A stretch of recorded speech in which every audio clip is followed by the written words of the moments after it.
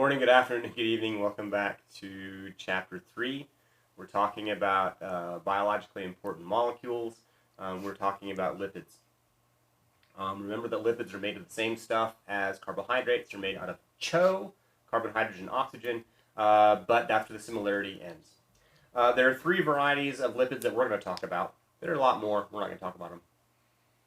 Our first are fats. Fats are triglycerides. This right here is an example of a triglyceride. You can see the tri part, 1, 2, 3. You can see how it's made of CHO, carbon, hydrogen, and oxygen, but also note that there is no ratio here. It's mostly carbons and hydrogens and just a few oxygens.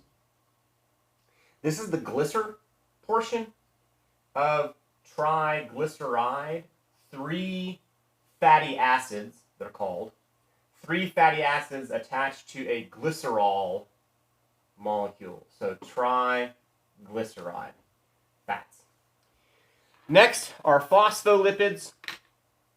Phospholipids are amphipathic. Amphi means double or dual, just like amphibian means double life, amphibio. Amphi means double or dual. Pathos means nature.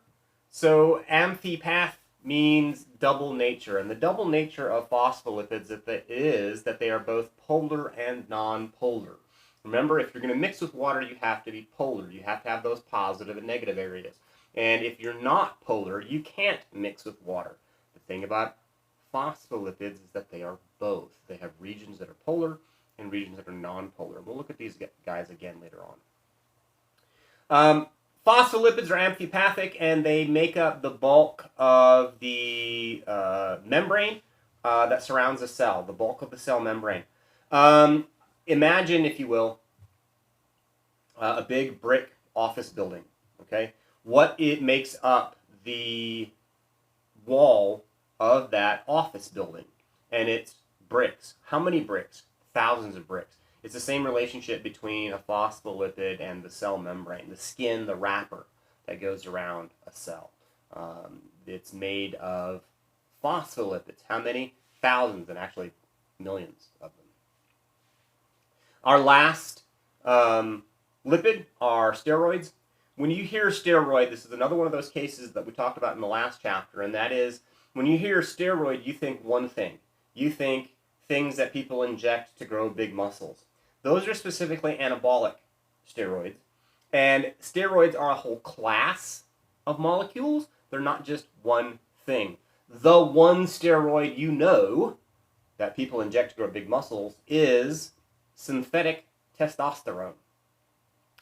Steroid hormones, there's lots of them. The sex hormones are steroid hormones. So the estradiol that we saw with the lions in the very first video, the estradiol, that's also a steroid, but you don't hear about people injecting that very often, do you?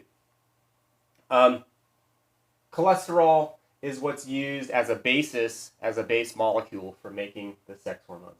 So these two things, fats, phospholipids, and steroids are fat molecules, lipids.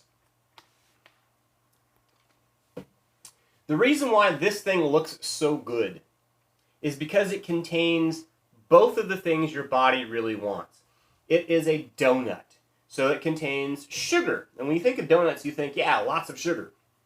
The reason why we love donuts is because, number one, the sugar is very easy for our body to break down. It goes right into your bloodstream, dissolves right into the water of your body, and gets carried to your cells, and they gobble up the sugar and they break it down.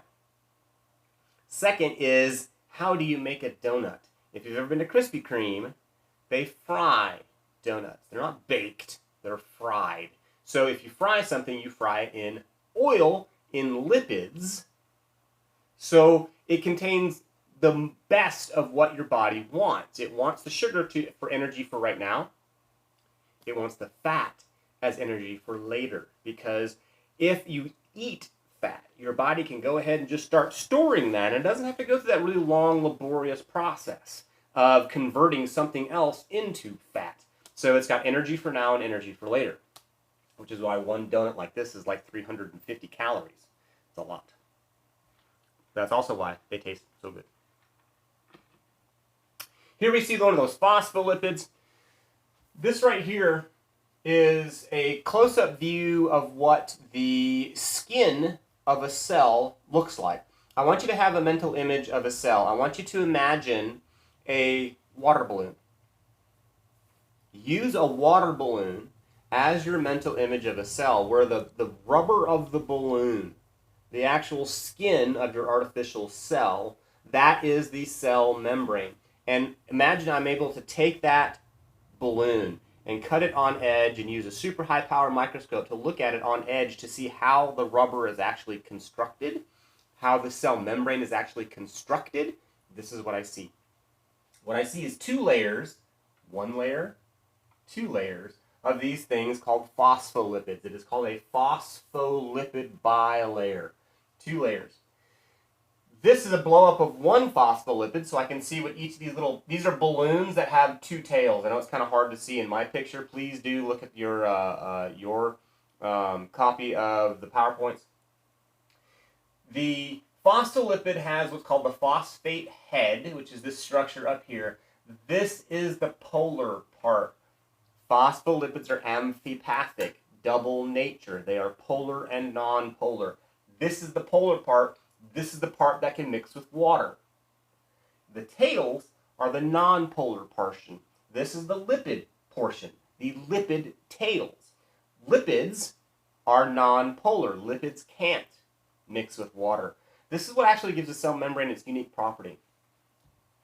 The heads are able to interact with water because there's water all inside of your cells, right? Life is mostly water. The heads can interact with the water outside of your cells because what's outside of a cell? Mostly water. The heads can interact with the water inside your cell. The heads on the top interact with water outside the cell. This non-polar center section makes it very good at keeping things out, and that's really what you need, what life needs. We talked about this on chapter 1, and we said life needs to keep its inside separate from the outside, and what does this is this phospholipid bilayer. The heads allow the cell to interact with water on the inside. The heads on the top allow it to interact with water on the outside, whereas the tails in the center of the rubber of the balloon, the tails prevent anything from outside getting in and anything from inside getting out. We'll talk a lot more about this phospholipid bilayer in a couple chapters. Here we see the steroids. And again, this is using that simplified structure. What do we see? What's at the corner of each of these angles? And that is there's a carbon there. What else isn't being drawn? Oh, there's probably oxygens and hydrogens attached to those carbons. All right, but this is a simplified version. This is a steroid. All right, this is a steroid. So lipids, our second biologically important molecule.